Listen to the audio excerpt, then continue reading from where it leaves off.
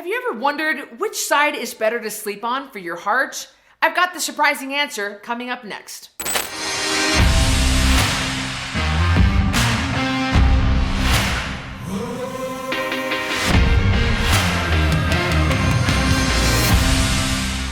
In this video, I'm going to talk about which side you should sleep on to protect your heart. Then I'll reveal why good quality sleep is essential for your health and if you're trying to lose weight. Finally, I'll tell you my favorite ways to get more and higher quality sleep. I'm Cristy Code Red, author, entrepreneur, retired professional boxer, and I created a nutrition program that enables you to lose 10% of your body weight every month without shakes, pills, diet foods, or exercise.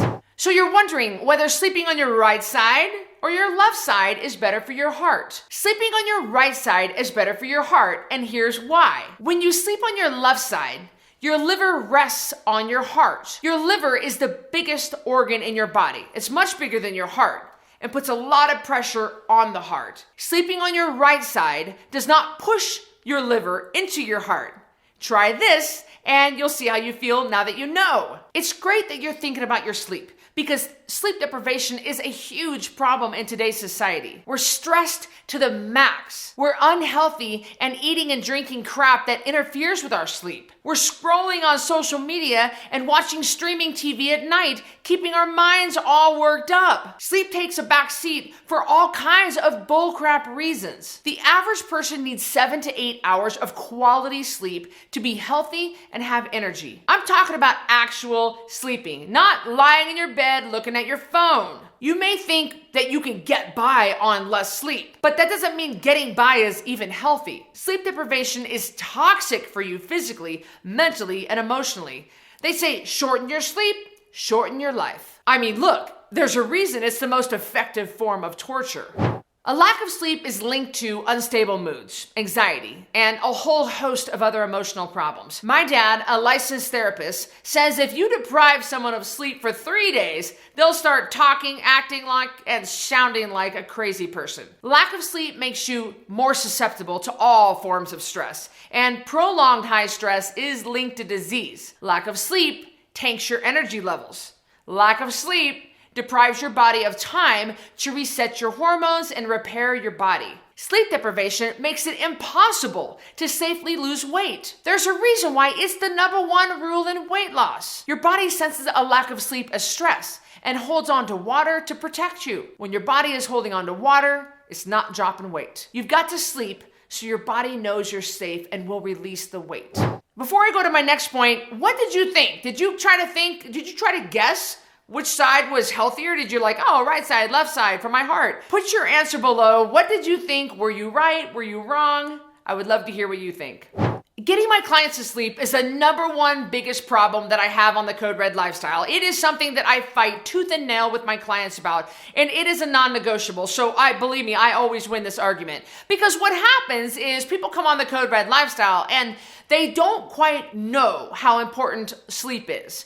And they think that all I have to do is just eat off the food list. All I have to do is drink my water. All I have to do is quit drinking wine at night. And all of those things are great, but you ain't sleeping, you ain't losing. So I get clients that get so mad, they'll contact our customer service, they'll contact our coaches and be like, I'm not losing weight, I'm not losing weight, I'm not losing weight. And they'll outline all these things that they're doing right. I'm doing this right. I'm eating at this time. I'm eating at that time. I'm finishing all my water at this time. These are all my macros. This is what I'm doing for calories. I'm doing everything. They'll be mad at me. I'll be doing everything perfect. I can't believe this. I can't believe I paid $1,000 for this program. Like, they're so mad at me. And in the fine print, down at the very bottom part of their email or bottom part of their post, they'll say, oh, and I'm not getting enough sleep because my 2-year-old is wetting the bed. That is gonna be all it takes for you to stop losing weight. And it's so hard for people to understand because this is not something our traditionally medically trained doctors are taught to ask about. This is not something that's the first thing I would ask. My first thing I would ask when somebody comes into my program. We've got to find out how your sleep is. By the fact that the medical community is not deep diving into this problem, they're not treating the root cause. They're just treating symptoms. I mean, just give them an Ambien or just give them some Lexapro. they're not getting to the bottom line. We at Code Red, you've got to get to the bottom line. You've got to get to the root cause, and you've got to start changing your sleep environment so that you can sleep better. Sleep deprivation causes increased hunger and sugar cravings. When you ignore your body saying, hey, I need sleep signals, then it assumes you need to be awake for some reason. Sugar is a source of instant energy. So your body sends sugar cravings, so you'll eat it and stay awake. I tell you what, I never crave sugar. I don't crave a caramel macchiato and a cake pop.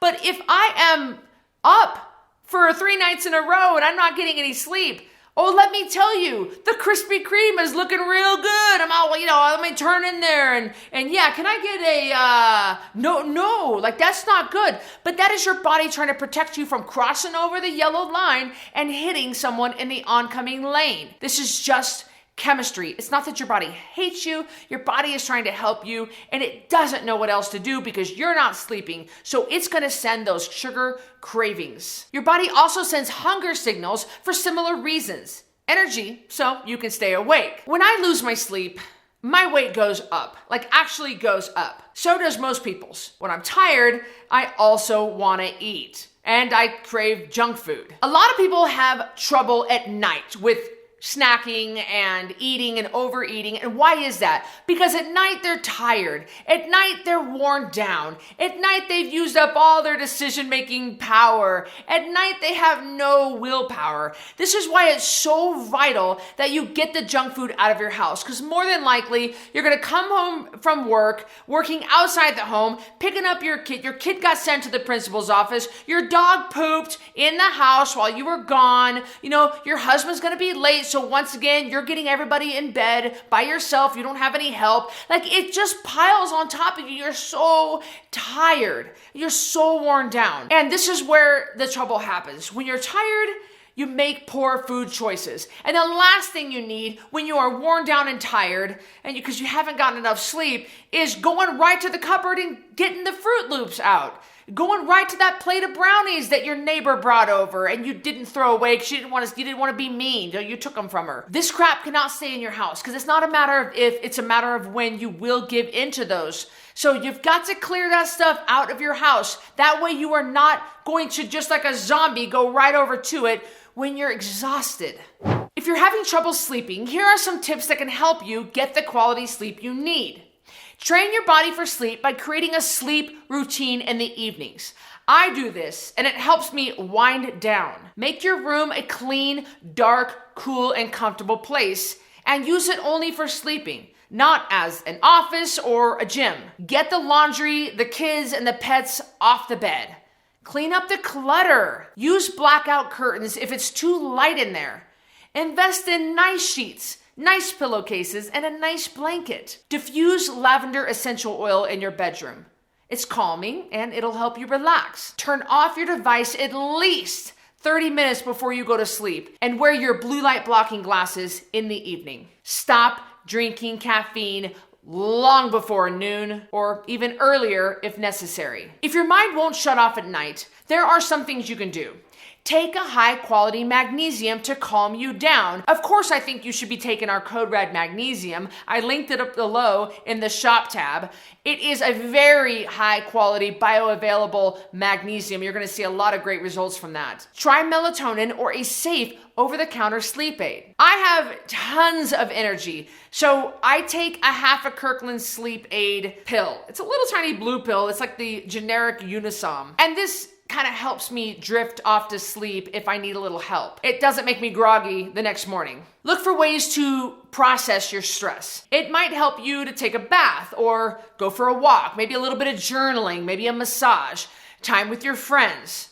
Don't go straight for the Ambien unless it's really bad. That needs to be your last resort, and especially if none of the other stuff are working. Just nail the basics first before you go to pharmaceuticals. If you want to lose weight, sleep has got to be a priority, especially on my program, the Code Red Lifestyle. We eat real food, we drink water, and we sleep. A great way to get started with this, if you need a little help, is going to be the 10-pound takedown. I linked it up below. Check it out. We've got a new one starting soon, and I'll see you on the next video. It's great that you're thinking about your sleep, because it's great that you're thinking of, number 3, sleep.